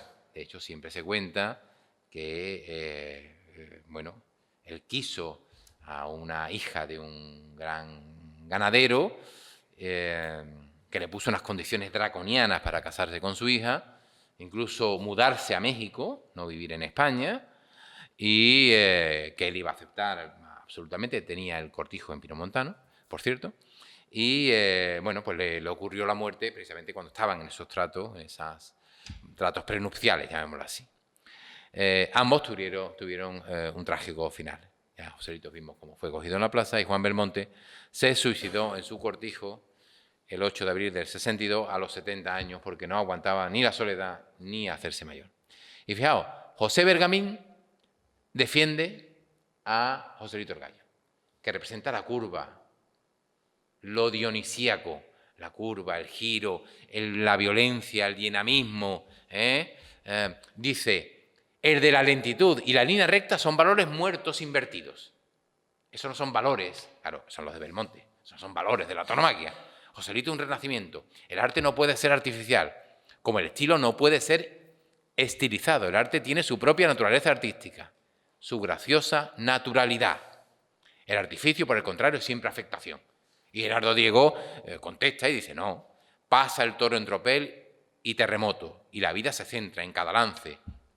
Y ahí híncanse y se adentra y silba al aire desgarrando y roto, y olvida el tiempo, su onda cosmogónica, y se cuaja y se embota espeso, ciego, en cada ensimismada onda verónica. Escultor de sí mismo, el tiempo pudo alzarse bloque y suspenderse nudo. Claro, eran dos estilos totalmente distintos, uno sereno. De hecho, todo el mundo pensaba, y yo creo que eso tiene mucho que ver con la muerte de Juan Belmonte, todo el mundo pensaba que a Juan Belmonte le iban a coger y le iban a matar en la plaza mucho antes que a Joselito el Gallo. Porque Joselito era un estilo dinámico, de moverse, de atraer, de todo. Y el otro era una quietud, delante del toro, que claro, propendía a sufrir una acogida, ¿no? Pues esto era muy, muy curioso. Y traigo aquí otro capítulo que me parece interesante, que son el de las premoniciones de la muerte. Premoniciones de una guerra civil. De pronto he visto que en algunos autores, propio Lorca, muchos autores hablan de que en muchos de sus versos se preconiza su propia muerte. Él adelanta su propia muerte, la adivina, parece, ¿no? Pero es que eso sucede con algún que otro artista, que no solo se adelanta la guerra civil, sino que adelanta su propio fusilamiento, su propia muerte. Vamos a ver algún ejemplo. Una de estas obras, mirad, de Rosario de Velasco, esta obra se llama Los Inocentes o La Matanza de los Inocentes. Fue presentada, seleccionada y exhibida en la Exposición Nacional de Bellas Artes, inaugurada en el Palacio de Exposiciones del Retiro el 4 de julio de 1916. El 4 de julio. Pues una semana antes, semana y media antes del inicio de la contienda civil, de la guerra civil. Y aquí vemos todos estos personajes son de su familia. Y en un anacronismo sitúa esa matanza de los inocentes a esas figuras con las espadas que parecen casi soldados, más castellanos que romanos, ¿no? Figuras así muy pesadas. Solo mujeres aparecen que protegen a los niños con las manos, algunas miran hacia arriba, los gestos muy dramáticos, muy teatrales, propios de toda la cinematografía que ellos habían estado viendo. Daos cuenta que en la década de los 20 y los 30 se produce esa transición del cine mudo al sonoro. Uno era mucho más gestual, evidentemente por razones obvias, ¿no? Y aquí tenemos dos figuras que quiero enfrentar, ¿no? Una es Federico García Lorca, Granada, 1898, Biznar, 18 de agosto de 1936, y Alfonso Ponce de León, Málaga, 1910, Madrid, 20 de septiembre de 1936. ¿Y por qué los uno? Los uno porque ambos dos se conocieron, ambos dos se estimaron y ambos dos colaboraron en La Barraca, por ejemplo, ¿no? Siendo de ideas muy distintas. Porque lo que uno puede descubrir si lee y se informa es que desde distintos puntos ideológicos lo que se trata de cambiar es la sociedad. Que luego al final, debido a la guerra civil, no va a cambiar, ni para un lado ni para otro. Y se está contra la burguesía, contra el capitalismo, desde distintos lugares, ¿eh? Hay un falangismo anticlerical, anticapitalista y antiburgués, exactamente igual que el comunismo y el socialismo, ¿eh? Y todo eso al final pues terminan pues hablando de sus distintos temas. Aquí vemos a García Lorca con su uniforme, con Dalí abajo. Aquí vemos a Ponce de León, una imagen de él como un dandy. Desgraciadamente él falleció fusilado, su padre y su hermano, ¿vale? En Madrid en ese mes de septiembre de 1936. Y la imagen de abajo es una imagen en la playa junto con la que fue su mujer. Una mujer magnífica, Margarita Manso. Una mujer que deberíais conocer, ¿eh? De ideas muy distintas, además, de ideas muy distintas. Bueno, ellos se conocen antes porque ambos coinciden en la Escuela de Bellas Artes, ¿eh? Ambos coinciden en la escuela. Tienen, por cierto, de maestro a Romero de Torres, a Vázquez Díaz y otros muchos profesores en la Escuela de Bellas Artes de San Fernando. Digo esto porque son nombres, digamos, más conocidos, ¿no? Ahí conoce a Lorca, a Dalí, a Maruja Mayo. Ella forma parte de esas sin sombrero, de las sin sombrero, de ese grupo de mujeres. La anécdota la cuenta muy bien, parece que están pasando por, se la habrán contado anteriormente, están por la Puerta del Sol, se quitan el sombrero, algunas, parece que la gente que pasaba allí pues se sorprende, le tiran unas piedras, tal. Cuentan que García Lorca, que iba con ellas, también se esconde en el metro, corre hacia la escalera del metro un poco. Y aquí tenemos la imagen de ella, una mujer guapísima, Margarita Manso, vallisoletana, murió joven, con 50 y pocos años.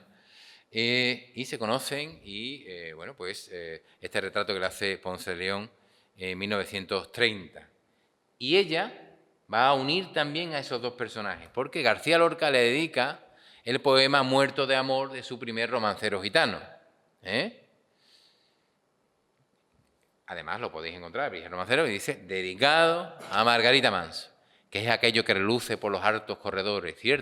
Cierra la puerta, hijo mío, acaban de dar las 11. Casi hasta este mismo poema es como ese miedo de que podía producirse en ambos bandos de esa contienda incivil, que vinieran a buscarte en un momento de noche, pues unos milicianos, unos falangistas, para hacerte una saca, un fusilamiento en la tapia de una... Ese miedo, cierra la puerta, hijo mío, acaban de dar las 11, en mis ojos sin querer relumbran 4 faroles. ¿Será que la gente aquella estará fregando el cobre? Ajo de agónica plata, la luna menguante pone cabelleras amarillas a las amarillas torres. Bueno, Dalí cuenta también, sugiere en una entrevista que se le hace ya muy mayor, pero bueno, de Picasso, Dalí, los grandes autores hay que creerse la mitad de la mitad, es lo que cuentan. Dice al parecer que en una entrevista que Margarita hizo el amor con García Lorca y que él lo vio porque estaba de voyeur. Pues no lo sé, ese ménage à trois, si fue verdad o no, pero es verdad que la entrevista está y él lo dice, ¿vale? Bueno. Y aquí tenemos a Alfonso de Ponce de León, esa imagen, él con Margarita Manso en el barco. Aquí vemos ese doble rasero, esa mezcla, esa hibridación que se produce durante la Segunda República Española de jóvenes que quieren cambiar las cosas.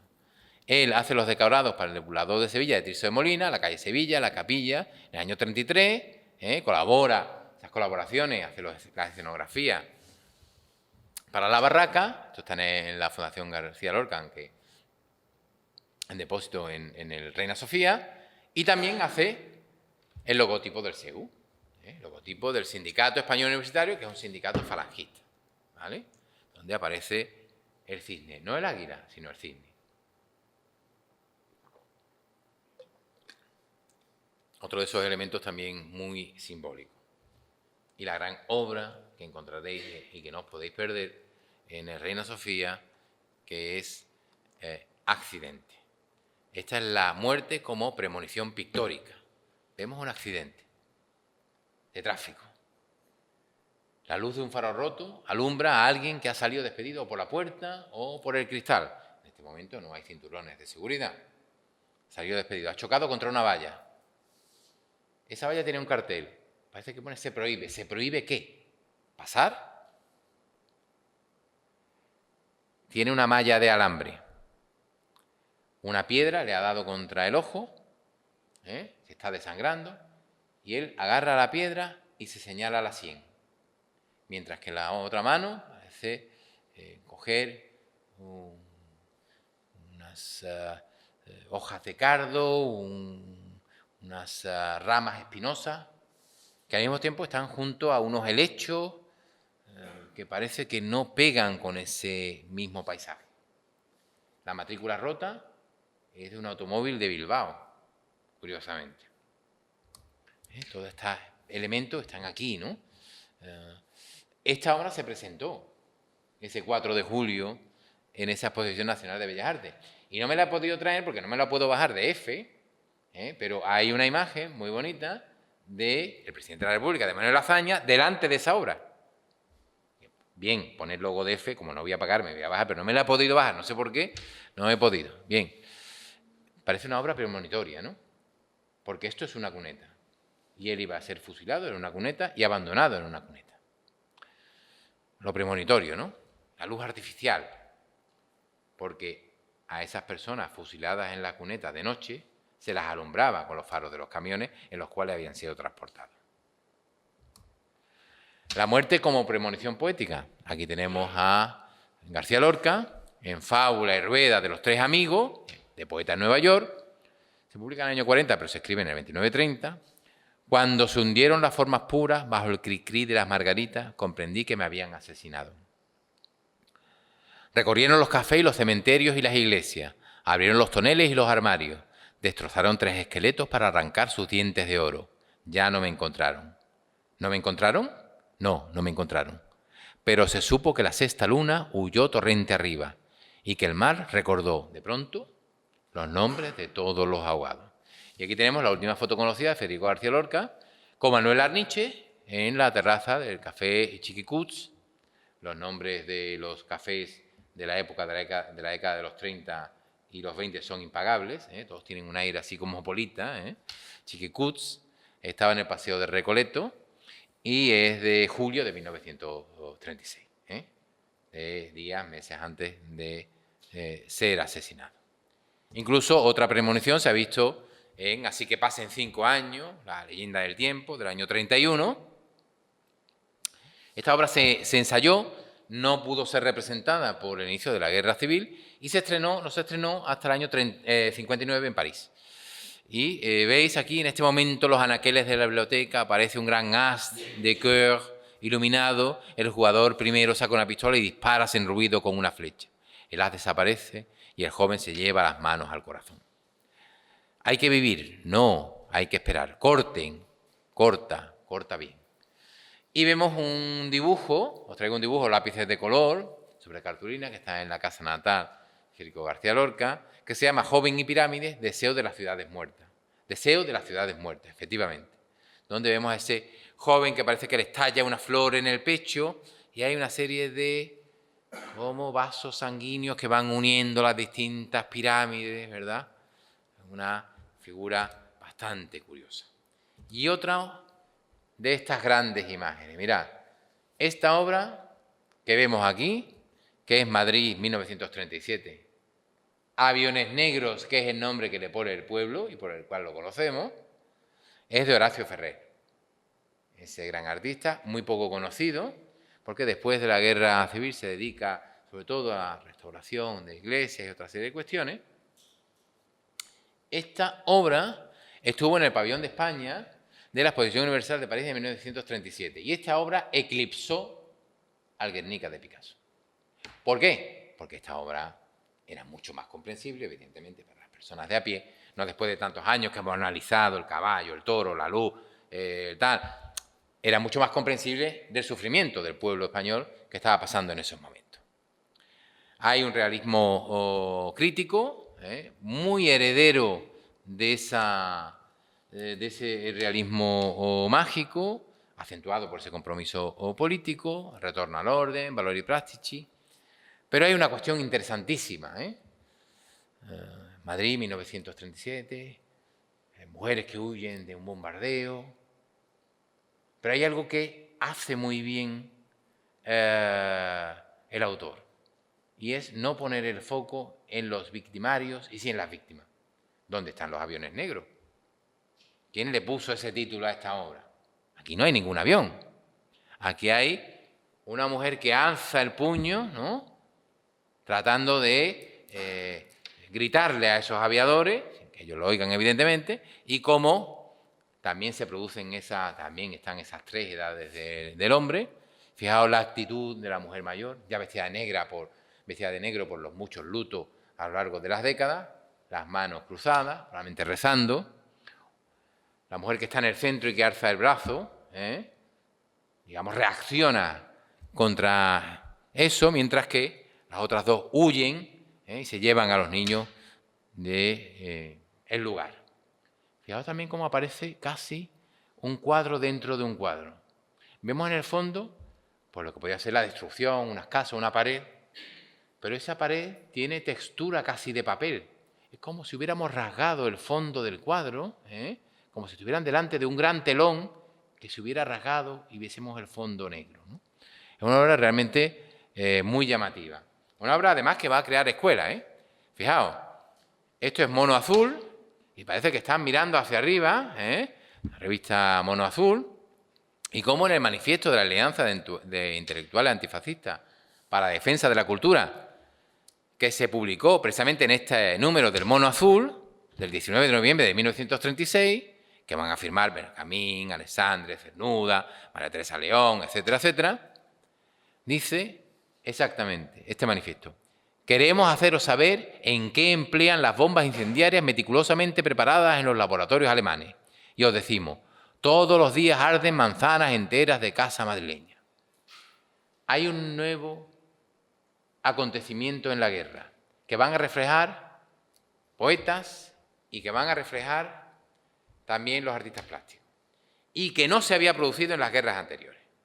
Sí, podéis ir a los libros y encontraremos algunos precedentes en Etiopía, algunos precedentes y tal, pero es la primera vez que sistemáticamente se bombardea a la población civil. No con cañones, sino se bombardea desde el aire. Y el peligro viene desde el aire y no lo ves llegar. Y eso provoca imágenes como esta, también recogidas de capa, donde no se ven los aviones, se ven a la población civil mirando al cielo. En Bilbao, en Barcelona, en Madrid. Esa imagen coloreada fantástica de esas niñas, comidas por la miseria, escondidas en esa alcantarilla, mirando hacia el cielo, ¿no? Como gente que corre, que va hacia los refugios. Otros ya, en Barcelona, enero del 39, ya la gente medio acostumbrada, ¿no?, mirando hacia arriba. Al principio la gente asistía un poco a esas cuestiones, ¿no? Viene del cielo. Y los poetas se hacen. Aquí tenemos de José Moreno Villa, El avión nocturno. Esos romances de la guerra civil. Apodérate de la noche, pajarraco de mala entraña, y apodérate de los cuerpos indefensos bajo las sábanas. Y de Antonio Rodríguez Luna, andaluz, de Montoro, Bombardeo de Barcelona, del año 38, con todo ese lenguaje surreal, y vemos a esas cabezas del padre, la madre, el niño, cabezas abiertas donde podemos ver los sesos, el interior, la destrucción, esas tintas sobre papel. O de Carmen Conde, estampa nacionalista de la Guerra Civil Española, el aviador bárbaro sobre Jaén. No solo es Barcelona, no solo es Madrid, no solo es Guernica, se bombardearon muchas ciudades. Y habla precisamente de esos aviones que precisamente llegan en horas laborables o por la noche, cuando la gente duerme. Y de Lucía Sánchez Saornil, que antes hemos visto, y de Mercedes y de Amparo Poj y Gascón, pues los poemas a los niños que mueren en la guerra, hablando también en esa revista Mujeres Libres, en el número 11, donde se publica esta estampa nacionalista de Carmen Conde. O aquí tenemos de Miguel Hernández, este fantástico poema que se llama Alba de Hachas, en poema suelto, y que dice, vemos aquí unos aviones italianos que combaten en la Guerra Civil Española, y dice, amanecen las hachas en bandadas, como ganaderías voladoras de laboriosas grullas combatientes. Las alas son relámpagos cuajados, las plumas puños, muertes las canciones, el aire en que se apoyan para el vuelo, brazos que gesticulan como rayos. Amanecen las hachas destruyendo y cantando. Qué triste, pero qué bonita la metáfora, ¿eh? Cantando. Tú no ves el avión, lo oyes venir. Ese cante, ese zumbido del motor que va llegando, o incluso el silbido de esa bomba que va cayendo, ¿no? Que muchas veces se cuentan cuando lo vemos en la cinematografía, cuando oyes el silbido puedes calcular más o menos dónde va a caer por la distancia, o ese sonido más o menos, y aquí vemos, digamos, el poema completo. Aquí vemos dos retratos de Miguel Hernández, que hace Antonio Buero Vallejo, en 1940, parece que está en paradero desconocido, he encontrado diversas versiones del lugar, parece que se lo lleva Juan Guerrero Zamora, que escribe una biografía de Miguel Hernández, otros aseguran que están en poder de Sunera, pues no lo sabemos, es fantástico, y el dibujo mortuorio de Miguel Hernández se hace el 28 de marzo del 42, que lo realiza Eusebio Oca, no como se ha dicho el escultor Eugenio Torregrosa, no es verdad, Eugenio Oca, que era un dibujante que trabajaba en la enfermería del Reformatorio de Adultos de Alicante, ese 28 de marzo de 1942. Antonio Rodríguez Luna, esta obra de la guerra, totalmente surreal, se parece a esas imaginaciones goyescas, ¿verdad?, de la guerra como ese gran mal que asola el mundo, pero está Goya, está Bruegel, está el Bosco, todo presente, digamos, en esta imagen. Y lo que también trae la guerra, no solo el peligro que viene del aire, sino la huida. De Robert Capa, On the Road from Barcelona to the French Border, o sea, yendo hacia la frontera francesa. Y esta imagen que vemos aquí es una imagen de un artista plástico que refleja perfectamente desde la pintura lo mismo que las imágenes de Capa, y es una obra de ¿quién? De Horacio Ferrer, Éxodo, de 1937, que la presentó para un concurso del Ministerio de Instrucción Pública en el año 37. Y de Ernestina de Champurcín, una poeta vitoriana, también englobable dentro de la generación del 27, tiene un poema que se titula La Junquera. Todo lo que hayáis ido a Francia, pues habéis pasado por la Junquera, esa frontera de la Junquera, carretera en huida, cómo lloran los niños junto a ese baúl, mundo abierto en la cuneta. Ya no hay sitio en la casa, la única esta noche. Un caballo se ha muerto al borde del camino y no lo han devorado solamente las moscas. Pronto llegará el día con su incertidumbre. Hay alguien que regresa a lo que no se sabe. Otros siguen caminos que nadie les señala. Allá en la frontera se alza una línea oscura. Bueno, básicamente eso que os contaba, ¿no? Los que somos mayores y hemos oído estas, o más mayores que vosotros, hemos oído estas historias de nuestros abuelos, por ejemplo, pues esas cunetas estaban absolutamente llenas de todo lo que la gente iba abandonando. No solo cuerpos de personas fallecidas, sino de todo lo que la gente iba abandonando, todo lo que no valía. Y después del drama, después de la Guerra Civil, hay obras interesantísimas. Y como tenemos poco tiempo, vamos rapidísimamente. Mirad, una obra súper llamativa, que no sé si conocéis, pero es quizá la mejor obra de Jesús de Perceval y que además está en el Ayuntamiento de Roquetas de Mar. Que si vais a Roquetas de Mar, además de playa, el ayuntamiento tiene una interesante colección de pintura. Jesús de Perceval fue uno de los impulsores del grupo indaliano. Ese grupo indaliano fue el que, auspiciado por Eugenio d'Ors, bueno, pues trajo un poco de vida cultural al Madrid de la década de los 40.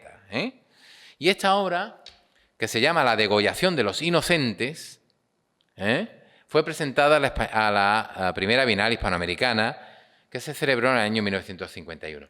Las Bienales Hispanoamericanas se celebraron 3, ¿vale? era un poco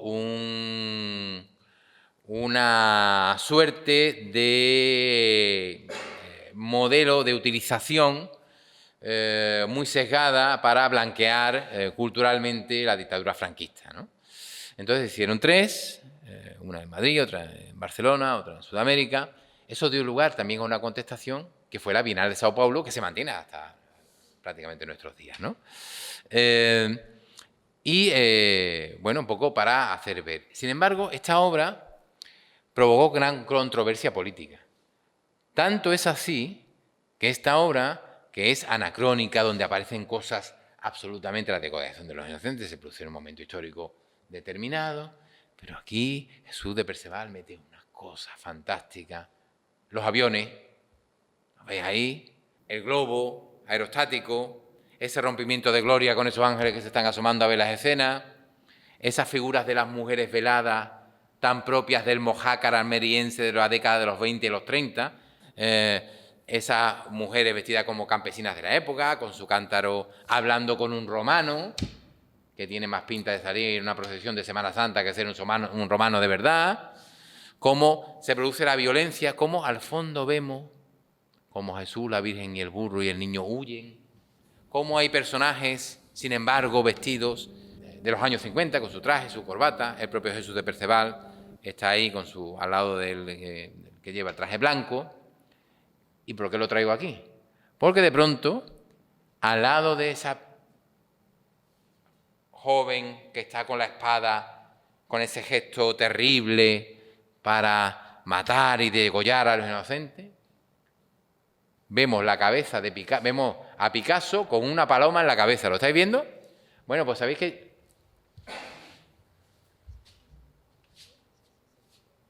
aquí, Picasso con la paloma en la cabeza. ¿Y sabéis lo que lleva en las manos? La cabeza de García Lorca degollado. Bueno, esto llegó al Consejo de Ministros, ¿eh? O sea, esto no se atrevía el ministro de Cultura ni el director general de Bellas Artes, hasta que entiendo yo que Franco permitió que esta obra se pusiera, porque dijo, dejar ya de tocarme las narices. O sea, es que es una obra revolucionaria, sabéis ya lo que dijo con el Grupo El Paso el propio Franco, ¿no? Revolucionarios quiero yo como esto. No, es que estas obras son muy revolucionarias. ¿Revolucionarios? ¿Tienen cartucho de dinamita? Son pintores. Dejad ya la obra que aparezca aquí, ¿no? Una obra muy interesante que me gustaría analizar, no tengo tiempo de analizar porque aparecen muchísimos personajes. Fijaos hasta en esa hornacina que está en la parte central a la derecha, la figura que aparece broncínea está girada, no quiere ver la escena, mira hacia el interior de la hornacina. Hay toda una serie de elementos interesantísimos. O de José Caballero, José Caballero, esa obra, una fecha determinada. Esta está en la colección Patio Herreriano, es una alegoría. Vemos esas artes rotas. Desgraciadamente no hay buenas imágenes de esta obra concretamente. Esta obra está en el Patio Herreriano, pero pertenece a una colección privada andaluza, colección de una empresa, ¿vale? Realiza durante bastantes años. Y vemos de nuevo esa especie de aviones pájaro en lo alto del cielo, esa máscara, ese personaje con una venda, el destino.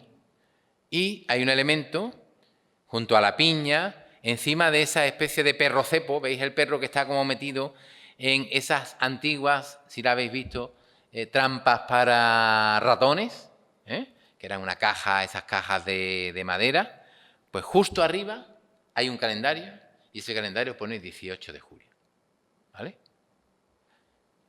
Su obra más interesante, sin duda, de José Caballero, Secuencia de la caída en el fusilamiento de Federico García Lorca, del año 74, porque en el año 68 él va a Granada, va a Biznar, visita a los vecinos, antiguos amigos de esa generación de la década de los 30, y trata de averiguar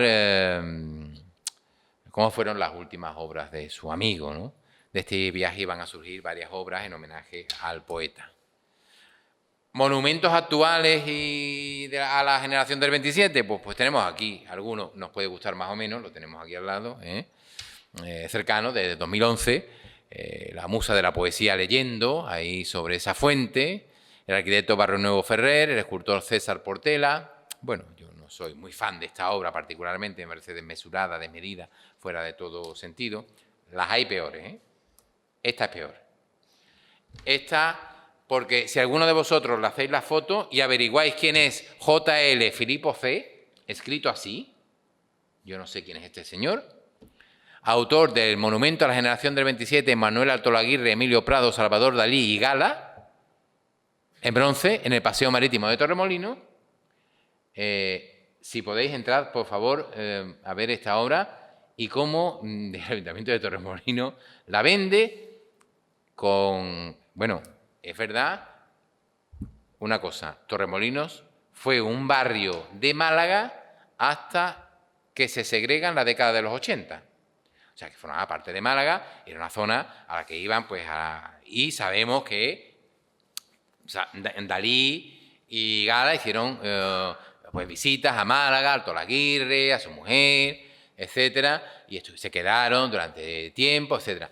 Pero he encontrado un artículo fantástico donde no sé si la consejera de Cultura o el alcalde, que dice que además representa a tal, no sé qué, después de hablar de Gala, Dalí, y defiende, que no sé dónde la ha sacado el hombre o la mujer, quien lo dice, es que me parecía ya exagerado traerlo, que dice que en las playas de Torremolinos Gala hizo el primer topless de España. Yo no sé si eso es verdad o no, de dónde sale, si hay un documento que pueda atestiguarlo, pero me parece, quiero decir, a la luz de estas grandes personalidades, pues quedarse en la anécdota que fue la primera que hizo el topless, pues me parece muy bien, muy bien.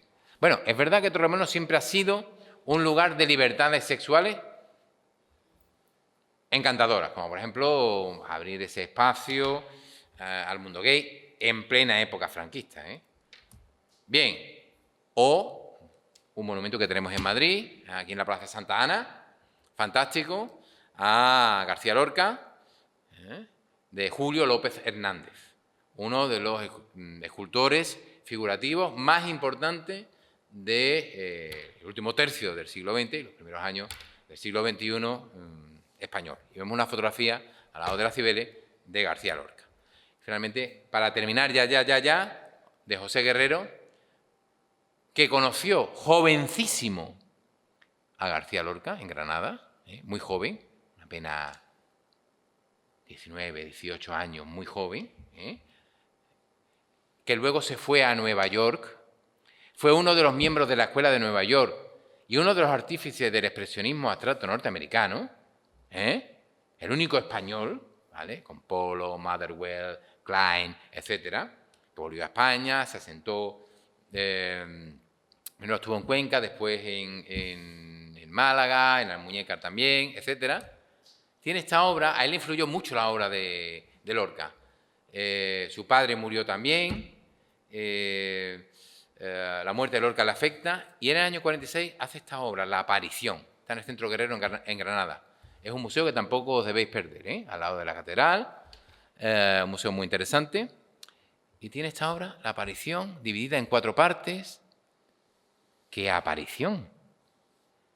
No está debajo del plano tierra esa figura, con esas 4 mujeres enlutadas, mientras que parece que hemos dividido en 4 partes el cuadro. A nuestra izquierda vemos ahí a una figura, también de negro, al pie de una cruz. Vemos un pueblo a lo lejos, esa especie de, muy gestualmente dibujada, esas estrellas, esas lunas, esos astros. Bueno, podía surgir de bodas de sangre, de cualquier, digamos, drama lorquiano. A mí me recuerda mucho a esta imagen, no sé por qué. Se me ha venido esta es coloreada, evidentemente, podría haber traído en blanco y negro. Esta es víctima de la toma del barrio de Triana por los militares sublevados del 21 de julio del 36, de Juan José Serrano, del Archivo Serrano de la Fototeca Municipal. Y esta es la calle Rodrigo de Triana. Y lo que veis a la izquierda es el Colegio José María del Campo, que en su momento se llamó Grupo Escolar Reina Victoria Eugenia, que es obra de Aníbal González. Y no sé por qué, esa imagen de ese cuerpo, esas mujeres ahí, siempre me ha traído esta imagen. Las casas no se mantienen, son distintas, pero el colegio sigue estando donde está. Y la calle es la misma y se puede localizar perfectamente dónde estaban esos personajes. Él continúa con esa mezcla que hemos visto en la literatura de la generación del 27, de costumbrismo, de antigüedad, de mirar hacia atrás y hacia adelante, hacia la modernidad, y aquí le hace un pequeño guiño con estas dos hilanderas al propio Velázquez, pero ya con un lenguaje totalmente distinto, un lenguaje que hereda todos los avances de las vanguardias, pero que se decanta por deslindar color, forma, superficie, hasta llegar a lo sígnico, como estamos viendo aquí. Y su última obra, y con esto termino, es esta. La gran obra que a mí me parece el gran homenaje a Federico García Lorca. Esta obra se llama La brecha de Biznar. La brecha de Biznar es de 1966. Y esa brecha, ese arco, esa especie de lanza, flecha, que hiede, que hiende, digamos, esa negritud, y un simple brochazo rojo que culmina en chorro de sangre, que está en el Centro Guerrero también. Es una obra de grandes dimensiones, 196 de alto por 2,38 de ancho. Y dice Juan Manuel Bonet, transparente alegoría en ocres, grises, rojos y negros del asesinato de Federico García Lorca. Cuadro que empezó a pintar en Nueva York y terminó en Madrid, y que versionaría en 2 ocasiones sucesivas. Efectivamente, hay 3 versiones de esta obra. Y dice Santiago B. Olmo, otro gran crítico, la versión de 1966 es como la imagen de una herida que sangra. Es un acercamiento, la visión primera del lugar de una tragedia, frente al que no cabe sino desgarro irreparable del dolor y la fractura. De hecho, es una fractura. No hay recomposición posible porque el dolor es demasiado cercano y demasiado intenso. Y para finalizar, a modo de conclusión, os diré que, en mi opinión, está por estudiar una correlación estética, una correlación formal y temática, no coordinada, pero sí epocal, entre la poética de la generación del 27 y ese arte de avanzada de la década de los 20 y los 30 en España.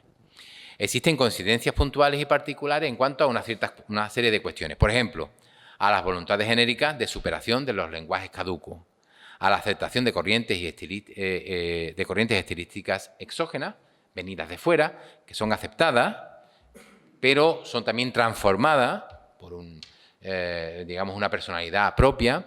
Hay una reivindicación de las edades de oro de la cultura hispánica, tanto en la poesía cuanto en la plástica. Y luego hay un equilibrio que se da también en los poetas entre la dimensión íntima, lo íntimo, lo individual, y la dimensión manifiesta o social, que la podemos ver en la pintura y la podemos ver también en la poética. Sí existe constancia de relaciones intercurrentes entre poetas y artistas plásticos porque van a colaborar los poetas escribiendo en muchos catálogos y también crítica artística acerca de las obras y las exposiciones de los artistas plásticos, de los pintores, de los escultores, y también se da el caso de que muchos artistas plásticos van a apoyar gráficamente los libros de numerosos poetas y literatos.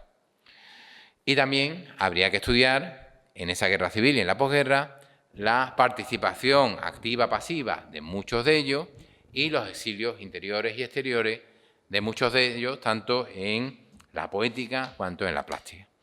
Y con esto espero que os haya gustado un poco esta intervención. Gracias.